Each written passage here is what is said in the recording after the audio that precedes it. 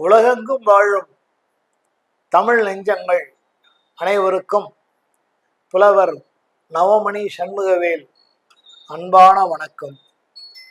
இன்றைய பதிவில் என்ன பார்க்க இருக்கிறோம் என்றால், பெண் தடுமாற்றம் என்ற தலைப்பின் கீழ் வாஸ்து கலையின் மூலம் சில செய்திகளை சொல்ல இருக்கிறேன். உங்களுடைய இல்லம், அந்த இல்லத்தை இப்படி சமபாகங்களாக போட்டுக்கொள்ளுங்கள். காம்பவுண்ட் இங்கே இருக்கும், சமபாகங்களாக போட்டுக்கொள்ளுங்கள். அப்படி போட்டால் நைதிருதி அப்படின்னு சொல்லக்கூடிய பாகம் எது அப்படின்னா, இந்த பாகம், இந்த காம்பவுண்ட் இருந்தா இதுவரைக்கும் அந்த நைதிருதி பாகம் வரும். இந்த இடத்துல இருந்து இதுவரைக்கும் நைதிருதி பாகம் வரும். மீண்டும் சொல்லுகிறேன், நைதிருதி என்ற கன்னி பாகம் உள்ள மட்டும் வீட்டுக்குள்ள வராது. காம்பவுண்டுக்கு வெளியே உள்பகுதியில இதுல இருந்து ஒரு கோடு போட்டுக்குங்க, இதுல கோடு போட்டுங்க. இந்த பாகம் பூராமே கன்னி பாகம்.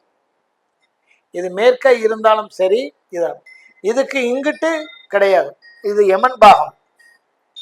சரி, அப்ப இந்த பாகம் எதை குறிக்கிறது அப்படின்னா, ஒரு புனிதமான ஒரு தெய்வீக தன்மையை குறிக்கிறது. இந்த இடத்தில் இருந்து நாம் தியானம் செய்தால், இந்த இடத்திலிருந்து நாம் வழிபாடுகள் செய்தால், இந்த இடத்தில் இருந்து நாம் மந்திரங்களை ஜபித்தால் அனைத்தும் சித்தியாகும். மேல் படிப்பு ஓரளவுக்கு +2 படித்த ஒரு பெண் குழந்தையோ ஆண் குழந்தையோ இந்த இடத்தில் அமர்ந்து படித்தார்கள் என்றால் அவர்களுடைய மேல் படிப்பு விசாலமாக விரியும். அதே சமயத்தில் இங்க ஒரு கார்டன் அமைக்கிறாங்க, இந்த இடத்துல வீட்டுக்கு வெளியில கன்னிபாகம், இதுவும் அந்த இடத்திலே அமர்ந்து அவர்கள் படித்தார்கள் என்றால், தியானம் செய்தார்கள் என்றால், ஏதோ ஒரு ஆலோசனைகள் ஒரு குடும்ப தலைவன் செய்தார் என்றால் அனைத்தும் வெற்றியாகக்கூடிய பாகங்கள் இது. எனது அருமை நண்பர்களே, இந்த இடம் நீங்க எந்த காரணத்தை கொண்டும் ஒன்று பள்ளம் வரக்கூடாது. நல்லதனி தொட்டிதானே என்று இந்த இடத்தில் இருந்து இந்த இடம் வரைக்கும் அமைக்க கூடாது.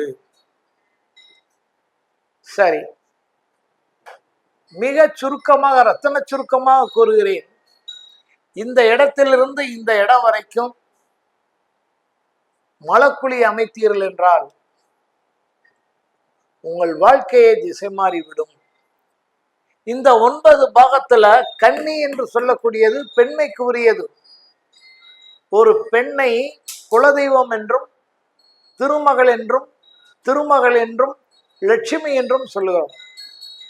பெண்ணை மட்டும்தான் இல்லாள் என்று சொல்லுகிறோம். இல்லாள் என்றால் இல்லத்தை ஆள்கிறவள்னு அர்த்தம். ஆனா அப்படி சொல்றதுல இல்லாள் இருந்தா வெறும் பயன்னு அர்த்தம். அப்ப ஒரு புனிதமான இடத்திலே நீங்க மலக்குழி அமைக்கின்ற பொழுது அந்த பெண்ணுக்கு மன தடுமாற்றங்கள் கொடுக்கும். வாழுகிற வாழ்க்கை நெறியை மீறுவதற்கும் வாழ்க்கையினுடைய தர்ம நெறியை மீறுவதற்கும் அந்த பெண்ணின் மனம் இடம் கொடுக்கும். எத்தனையோ பெண்கள் பார்க்கிறேன், நீங்க மலக்குழி அமைத்த ஒரு பெண்ணை பார்க்கிறேன். ஒரு பாரம்பரியமிக்க குடும்பம், மாங்கல்யத்தை கலட்டிருச்சு, நவீனம் என்ற பெயர்ல தலைமுடியை போட்டு நான் ஒரு ஃப்ரீ பறவை அப்படின்னு போயிட்டே இருந்தது அந்த பெண்ணு. கடைசியில சிலரை நம்பி, காதலனை நம்பி, கற்பு மட்டுமல்ல வாழ்க்கையை இழந்தது. சரி, இன்னொரு ஆடவனை நம்பி அவனிடமும் வாழ்க்கையை இழந்தது.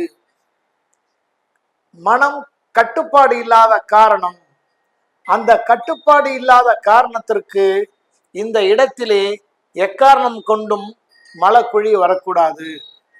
ஆக இந்த இடத்திலே தண்ணி டேங்க், அதாவது நல்ல தண்ணி சம்போ அல்லது உப்பு தண்ணி சம்போ அல்லது ஆழ்கிணறோ அல்லது கிணறோ அல்லது குளமோ வரக்கூடாது.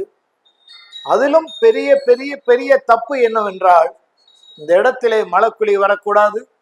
இந்த இடத்திலே மலக்குழி வந்தால் பெண்ணுக்கு மனமாற்றம் ஏற்படும், பெண் தடமாறுவாள் என்று கூறி வாசகர்கள் அனைவருக்கும் இதை கருத்தில் கொள்ள வேண்டும் என்று சொல்லி இந்த பதிவை நிறைவு செய்கிறேன். நன்றி, வணக்கம்.